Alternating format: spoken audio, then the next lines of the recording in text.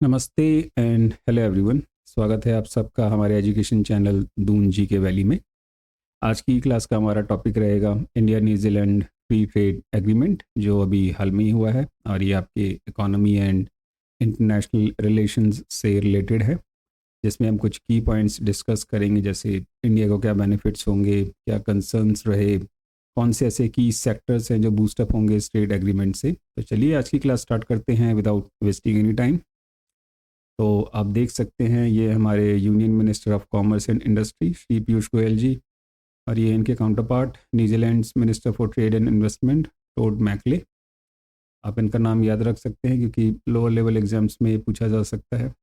And they sign the landmark India New Zealand free trade agreement, और ये अब तक का 9th FTA है जो इंडिया साइन कर चुका है विद 38 कंट्रीज़। ठीक है, राइट, इस चीज़ को आप ध्यान में रखिएगा। Okay, and it's quite a important topic because ये आपके economy, international relations, agriculture and trade policy को लिंक करता है। तो अगर आप किसी एग्जाम्स में सब्जेक्टिव लिख रहे हैं तो it will definitely help you. Okay, तो हम बात करते हैं फ्री ट्रेड एग्रीमेंट की कि ये मुक्त व्यापार समझौता होता क्या है। देखिए, जब भी आप इंटरनेशनल ट्रेड करते हैं तो आपके गुड्स एंड सर्विसेज के ऊपर कुछ टैरिफ्स, कोटाज या कुछ ट्रेड बैरियर्स होते हैं जो अप्लाई होते हैं, राइट। तो एक फ्री ट्रेड एग्रीमेंट क्या करता है कि आप कह सकते हैं एक ऐसा अरेंजमेंट है बिटवीन टू और मोर कंट्रीज जो उन ट्रेड बैरियर्स को या तो रिड्यूस करता है या वो एलिमिनेट कर देगा, ताकि जो आपका flow of goods and services है वो स्मूथ रहे, जो आपकी इकोनॉमिक ग्रोथ है वो बूस्ट अप हो, राइट। जनरली पहले क्या होता था कि जो फिजिकल गुड्स होते थे इन्हीं के रिगार्डिंग आपके FTAs साइन होते थे, बट आप कह सकते हैं कि अब मॉडर्नाइजेशन आ गया है तो सर्विसेज आर आल्सो इंक्लूडेड। और अगर अगर हम इंडियाज़ के सर्विसेज एक्सपोर्ट्स की बात करें तो हम कह सकते हैं कि मेजर स्ट्रेंथ है of the Indian economy and it helps to earn foreign exchange. और जैसे बहुत सारे डोमेन्स है इसके अंदर, जैसे IT एंड सॉफ्टवेयर सर्विसेज है, फाइनेंशियल सर्विसेज होगी, BPOs हैं आपके, कंसल्टिंग हैं, तो काफ़ी सारे डोमेन है, राइट। अब आप यहाँ पे देख रहे होंगे कि ये कहता है कि eliminate tariff, Kota's and trade barriers. ये होते क्या हैं, ठीक है, मैं आपको बताता हूँ अभी नेक्स्ट स्लाइड में। हम थोड़ा भी कंसर्न करते हैं कि FTAs का एम क्या होता है, ठीक है, ये जो ट्रेड एग्रीमेंट साइन होते हैं इनका ऑब्जेक्टिव क्या होता है। तो ऑब्वियसली आपकी इकोनॉमिक ग्रोथ को बूस्ट करना, आपकी जो प्रोडक्ट्स हैं उनकी जो मार्केट रीच है उसको बढ़ाना, इंक्रीज मार्केट एक्सेस। प्लस क्या करता है कि जो आपके फॉरेन इन्वेस्टर्स होते हैं उनको इनकरेज करना फॉरेन इन्वेस्टमेंट के लिए by making imports and exports cheaper. ठीक है, ये कैसे होता है। अब देखिए, सपोज कीजिए कि आपकी कंट्री में इंपोर्ट्स और एक्सपोर्ट्स दोनों ही चीप हैं, तो एक कंपनी ने क्या किया, उसने एक फैसिलिटी आपकी कंट्री के अंदर इस्टेब्लिश कर दी। अब इंपोर्ट्स चीपर है तो क्या कर सकती है कि जो भी आपकी रॉ मटेरियल्स है, मशीनरी है या टेक्नोलॉजीज़ है, ठीक है ना, एट लो रेट पे वो इंपोर्ट करा सकते हैं। फिर जब उनके फिनिश गुड बन के रेडी हो जाएंगे तो आपका एक्सपोर्ट्स रेट भी कम है काफ़ी, तो जब वो ग्लोबल मार्केट्स में इनको बेचेंगे तो उनको एक कम्पिटिटिव एज मिल जाएगा वहाँ पे, राइट। ओके, अब हम बात करते हैं इसके अंदर कि ये टैरिफ, कोटा या जो ट्रेड बैरियर्स हैं ये एक्चुअली है क्या, जिनको फ्री ट्रेड एग्रीमेंट रिमूव या एलिमिनेट करता है। ओके, तो इंटरनेशनल ट्रेड में जो टैरिफ है, सिंपली उसको बोला जाए तो एक टैक्स होता है या एक ड्यूटी होती है impose by government on imported goods, जिनको आयात किया जाता है, राइट। सपोज कीजिए कि मेरी एक कार मैन्युफैक्चरिंग कंपनी है और मेरी जो कार का सेलिंग प्राइस है वो 10 लाख है, और मैं उसको एक फॉरेन कंट्री के अंदर सेल आउट करना चाहता हूँ, ठीक है, राइट। सपोज कीजिए कनाडा में। ओके, तो वहाँ पे सपोज़ कीजिए कि मेरी कार के ऊपर वो एक ड्यूटी लगाएंगे, टैक्स लगाएंगे, ठीक है, टैक्स एप्लीकेबल होगा, तो उन्होंने 10% टैरिफ लगा दिया मेरी कार के ऊपर जो इम्पोर्टेड कार्स हैं। ओके, तो 10% ऑफ 10 लाख कितना हो जाएगा, 1 लाख। तो मेरी जो कार का जो सेलिंग प्राइस होगा वो कितना हो जाएगा, 11 लाख। यानी वो वहाँ पे कितने की बिकेगी, 11 लाख की। तो जो टैरिफ होता है, टैक्स होता है, वो आपके जो कॉस्ट ऑफ फॉरेन गुड्स हैं उनको वो इंक्रीज़ कर देता है। तो दैट्स वेरी ऑब्वियस। अब ये टैरिफ्स क्यों लगाए जाते हैं, ठीक है। अब देखिए, जैसे ये टैक्स है तो ऑब्वियस ही बात है रेवेन्यू जनरेशन के लिए। ओके, ये तो बहुत सिंपल सी चीज़ है कि रेवेन्यू जनरेट करने के लिए, प्लस बाकी और भी रीजंस होते हैं कि जैसे कई बार क्या होता है कि जो आपकी डोमेस्टिक इंडस्ट्रीज़ होती है उनके इंटरेस्ट को प्रोटेक्ट करने के लिए भी टैरिफ्स लगाए जाते हैं। प्लस आपके ट्रेड डेफिसिट्स को कम करने के लिए भी, कि आपका इम्पोर्ट कम हो और एक्सपोर्ट्स ज़्यादा हो, राइट। हम बात करते हैं कोटा की। तो कोटा क्या है कि देखिए, एक ये लिमिट होती है आपकी क्वांटिटी के ऊपर या value of a specific good, की मतलब आप उस सीमा से ऊपर उसको इंपोर्ट या एक्सपोर्ट नहीं कर सकते हैं, ठीक है, ड्यूरिंग अ सर्टेन पीरियड। अब जैसे कि अभी आप सपोज कीजिए कि हमारी कंट्री के अंदर ओनियंस की शॉर्टेज है। ओके, तो हमारी गवर्नमेंट क्या करेगी कि ओनियंस के एक्सपोर्ट पे लिमिट लगा देगी, भैया आप एक लिमिट से ज़्यादा आप एक्सपोर्ट नहीं कर सकते उसको, अगर ज़्यादा शॉर्टेज होगी तो वो उसको बैन भी कर सकता है। ऐसे ही इम्पोर्ट के ऊपर भी होता है, राइट। तो एक लिमिट के बाद आप उस गुड्स के ऊपर या तो उसको रेस्ट्रिक्ट कर दिया जाएगा या बैन कर दिया जाएगा, या फिर जो टैरिफ्स होंगे वो इतने हाइयर होंगे कि मतलब वो आप उसको इकोनॉमिकली फिजिबल नहीं बोल सकते, कि मतलब प्रॉफिटेबल नहीं होगा, राइट। कि 100 रुपये का गुड्स है और 100 रुपये का है, 200 रुपये का उस पर टैरिफ लगा दिया, ओके, तो आप क्या प्रॉफिट कमा लेंगे, ओके। तो दिस इज़ कोटा। हम बात करें अदर जो टैरिफ बैरियर्स होते हैं, मतलब जो ट्रेड बैरियर्स होते हैं, हम उनको नॉन टैरिफ बैरियर्स कह सकते हैं, कि जैसे इंपोर्ट लाइसेंसिंग हो गई, ठीक है, कि आपको गवर्नमेंट की परमिशन चाहिए, सब्सिडीज़ अवेलेबल होती है जो डोमेस्टिक प्रोड्यूसर्स को सपोर्ट करने के लिए, जो आपको नहीं मिलती। अब देखिए, अगर आपकी गुड्स के ऊपर एक अच्छा खासा इंपोर्ट ड्यूटी लग रही है, राइट, तो मार्केट में आपको ना एक लेवल प्लेइंग फील्ड नहीं मिलेगी, ओके। आपके जो प्राइस होंगे वो हाई होंगे, दूसरी जो कंपनी होगी डोमेस्टिक के उनके कम होंगे, ओके। तो प्रोटेक्शन बोला जाता है इसको, राइट। स्टैंडर्ड्स एंड रेगुलेशंस होंगे, जैसे सेफ्टी चेक्स होते हैं, क्वालिटी चेक्स होते हैं, पैकेजिंग रूल्स होते हैं, अगर आप उनके डिमांड्स को मीटअप नहीं करते तो they will not allow you. Anti dumping duty होती है, जैसे चाइना है वो डंप कर देता है अपने प्रोडक्ट्स को, गुड्स को दूसरी कंट्रीज़ के अंदर, क्योंकि वो इतने चीप होते हैं कि मतलब जो उनका फेयर प्राइस होता है उससे भी नीचे बेचते हैं, तो उस पर भी फिर ड्यूटी लगाई जाती है। एक हो गया आपका एम्बार्गो, ये हमने अपनी फर्स्ट क्लास में भी डिस्कस किया था कि it's a complete ban on a trade with a country, right. तो ये टर्म्स क्लियर होगी। तो ये आपका फ्री ट्रेड एग्रीमेंट। तो आप देख सकते हैं कि बिफोर एफटीए ये आपके ट्रेड बैरियर्स थे, तो जो आपका flow of services and goods था वो क्या था, काफ़ी स्लो था, ठीक है, राइट। जो सप्लाई थी वो काफ़ी स्लो थी, लेकिन जैसे ही इसको एफटीए को हमने एप्लीकेबल किया और इन बैरियर्स को रिड्यूस या एलिमिनेट कर दिया, तो आप देख सकते हैं कि जो आपकी इकोनॉमिक ग्रोथ है वो बूस्ट कर रही है, आपका जो ट्रेड फ्लो है वो इंक्रीज हो गया है, राइट। ओके, तो आप कह सकते हैं कि एफटीए का एक मेन ऑब्जेक्टिव क्या होता है कि इंक्रीज एक्सपोर्ट्स एंड इंपोर्ट्स, निर्यात और आयात को बढ़ाना, प्रमोट इन्वेस्टमेंट फ्लोज, निवेश प्रवाह को बढ़ावा देना, इम्प्रूव मार्केट एक्सेस, बाजार तक पहुंच बेहतर बनाना, and the last one is enhance economic cooperation, आर्थिक सहयोग बढ़ाना, राइट। अब हम इसका थोड़ा बैकग्राउंड में बात कर लेते हैं कि जो ये ट्रेड टॉक्स थी इसके बैकग्राउंड क्या रहा। तो देखिए, जो एफटीए डिस्कशंस था ये 2010 में स्टार्ट हुआ था, ठीक है, ओके। बट ये काफ़ी जो वार्ता रही काफ़ी स्लो रही, काफ़ी डिसएग्रीमेंट्स रहे इसके ऊपर, खासकर डेयरी प्रोडक्ट्स के ऊपर और मार्केट एक्सेस को लेके। अब मैं आपको बता दूं कि जो न्यूजीलैंड है वो जो उसके डेयरी प्रोडक्ट्स वो एक्सपोर्ट करता है, मतलब आप जाइंट कह सकते हैं उसको, ठीक है, राइट ना। उसके जो प्रोडक्ट्स हैं काफ़ी चीप होते हैं और काफ़ी कम्पिटिटिव भी होते हैं, ओके। तो यानी अगर दूसरी कंट्री के अंदर जाएंगे तो जो वहाँ की डोमेस्टिक इंडस्ट्रीज हैं उनको खा जाएंगे वो, आप कह सकते हैं। तो हुआ क्या कि अभी आपने देखा होगा कि जैसे रशिया यूक्रेन वॉर हुआ था, ठीक है, अभी वेस्ट एशिया वॉर भी चल रहा है और काफ़ी कंट्रीज़ थी जहाँ पे रिजीम चेंज हुए। तो जो ये जियो पॉलिटिकल इकोनॉमिक शिफ्ट्स हुए इसने इनकरेज किया दोनों कंट्रीज़ को कि चलो भाई डिस्कशंस को स्टार्ट किया जाए।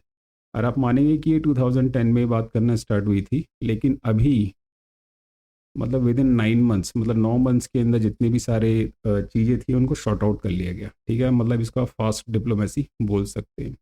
तो इट्स क्वाइट अप्रिशिएटिंग। ओके, अब हम बात करते हैं कि major trade benefits for India. India को इस ट्रेड एग्रीमेंट से क्या बेनिफिट होगा, होगा दोनों कंट्रीज़ को, ठीक है, राइट। तो हम पहले अपने इंडिया की बात करते हैं।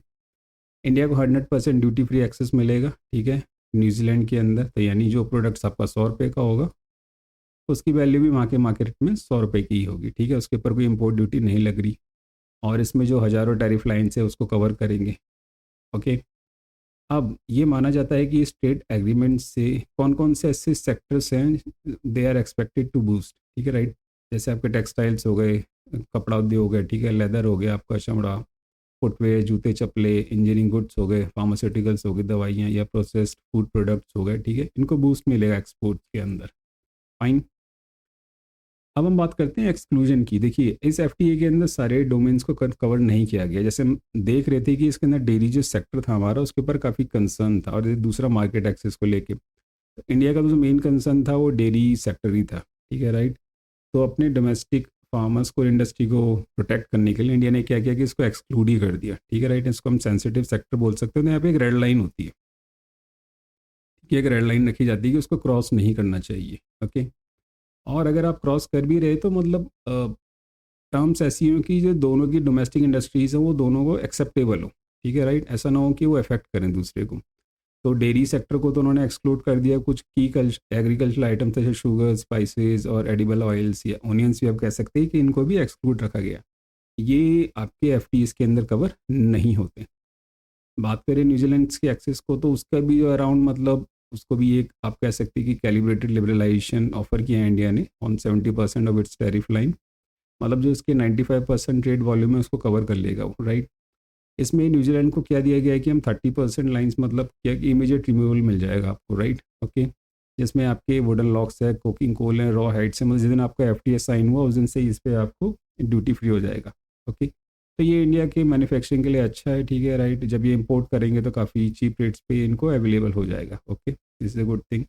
बाकी जो आपके टैरिफ्स हैं पेट्रोलियम ऑयल्स पे, वेजिटेबल ऑयल्स पे या मशीनरी पे, दे विल बी रिड्यूस, मतलब इनको टाइमली मैनर में फेस आउट किया जाएगा 3 से 10 साल के अंदर।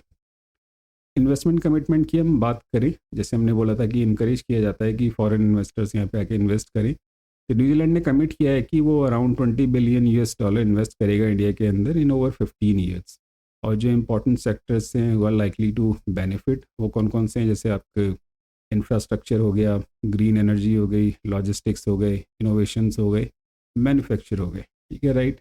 इन सेक्टर्स को काफ़ी ज़्यादा फ़ायदा होगा। ऑब्वियसली बात है, देखिए एम्प्लॉयमेंट जनरेशन होगा, ठीक है, राइट। ग्रोथ होगी यहाँ पे, इनोवेशंस होंगे, जो ऑलरेडी इस्टेब्लिश्ड जो इंडस्ट्रीज़ हैं, राइट, वो एक्सपेंड होंगी, नए नए इसके अंदर स्टार्टअप्स होंगे। फाइन, हम बात करते हैं सर्विसेज एंड मोबिलिटी गेन्स की। तो हमने जैसे कहा कि गुड्स एंड सर्विसेज दोनों पे अभी ये एफटीए साइन हुआ है। तो अब जैसे आप ये माना जाता है कि मोबिलिटी का मतलब होता है आवाजाही, मतलब कि जैसे जो आपके प्रोफेशनल्स हैं वहाँ पे जाके अगर वो काम करना चाहें तो वो जो प्रोसेस है वो कितना स्मूथ हो सकता है, राइट। तो अभी न्यूजीलैंड ने ऑफ़र किया है अराउंड 5000 वीज़ाज उन्होंने ऑफ़र किए हैं इंडियंस को फॉर डिफरेंट सेक्टर्स प्रोफेशनल्स, और 3 साल के लिए, ठीक है, राइट। ओके, और जो स्टूडेंट्स हैं उनको भी इसमें काफ़ी अच्छा एक डेडिकेटेड पाथवे दिया है न्यूजीलैंड ने। इसमें मतलब ये बोला गया है कि अगर आप ड्यूरिंग योर स्टडी आप वहाँ पे आपको एक मिनिमम गारंटी वर्किंग आवर्स मिलेंगे, इसमें आप काम कर सकते हो अपनी स्टडी के साथ। आपने देखा होगा फॉरेन कंट्रीज़ के अंदर जब स्टूडेंट्स पढ़ने जाते हैं तो वो पार्ट टाइम जॉब्स वगैरह करते हैं कि जो उनके अदर एक्सपेंसेस एक्सपेंडिचर्स उनको कवर अप किया जा सके, राइट। प्लस आपकी ग्रेजुएशन के बाद मतलब आपकी पढ़ाई खत्म हो जाती है तो पोस्ट स्टडी आप वहाँ पे काम भी कर सकते हैं, ठीक है, राइट ना। पोस्ट टाइम ग्रेजुएट जो आपके साइंस, टेक्नोलॉजी, इंजीनियरिंग, मैथ्स के जो ग्रेजुएट्स होते हैं, राइट।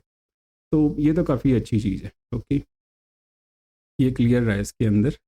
और एक फ़र्स्ट टाइम ओपनिंग्स की हम बात करें तो जैसे न्यूजीलैंड ने भी 5000 वीज़ाज ऑफ़र किए इंडिया को। तो पहले क्या होता था, जनरली जो आपके आईटी प्रोफेशनल्स होते थे या जो इंजीनियर्स होते थे या एजुकेशन सेक्टर या हेल्थ सेक्टर, जनरली नहीं प्रोफेशनल्स को ये वीज़ा प्रोवाइड किया जाता था, राइट। न्यूजीलैंड ने क्या किया है कि जो और भी डोमेन्स हैं जैसे आपके ट्रेडिशनल मेडिसिन सर्विसेज हैं या आयुष रिलेटेड अपॉर्चुनिटीज़ हैं, तो ये प्रोफेशनल्स भी वहाँ पे जाके एक्सप्लोर कर सकते हैं, राइट। तो ये काफ़ी अच्छा है इंडिया सर्विस एक्सपोर्ट्स के लिए, मतलब एक न्यू गेन माना जाएगा। ओके, और जैसे हमें पता है कि जो इंडिया का सर्विसेज एक्सपोर्ट्स है ये मतलब हमारी इकोनॉमी की एक मेजर स्ट्रेंथ है। फाइन, अब हम बात करते हैं कि ये एफटी है जो स्पेशल एम्फोसिस देता है आपके एमएसएमई को। ओके, आपको पता होना चाहिए कि एमएसएमई क्या है, माइक्रो स्मॉल मीडियम एंटरप्राइजेस, जो उनके साइज़ के अकॉर्डिंग मतलब कितना इन्वेस्टमेंट होता है और कितना उनका एनुअल टर्नओवर है, इसके अकॉर्डिंग उनको कैटेगराइज किया जाता है। तो एम्फेसिस दिया गया आपके एमएसएमईज को, स्टार्टअप्स को, जो वीमेन लेड एंटरप्राइजेज हैं उनको, जो आर्टिशंस या लेबर इंटेंसिव इंडस्ट्रीज़ हैं, जैसे मतलब हैंडलूम्स हो गए, हैंडीक्राफ्ट्स हो गए, या लेबर इंटेंसिव इंडस्ट्रीज़ की आप बात करें तो कंस्ट्रक्शंस वगैरह, राइट। तो इसमें इस एफटीए में कहा गया है कि जब आप ट्रेड बैरियर्स को रिड्यूस करेंगे और रेगुलेटरी सर्टेनिटी होगी, it will strengthen Indian manufacturing and global value chain integration for MSMEs, ठीक है, राइट। और कौन कौन से सेक्टर्स के अंदर ये सेक्टर्स दे रखे हैं आपके, textiles, apparel, engineering goods, chemical, food processing and electronics.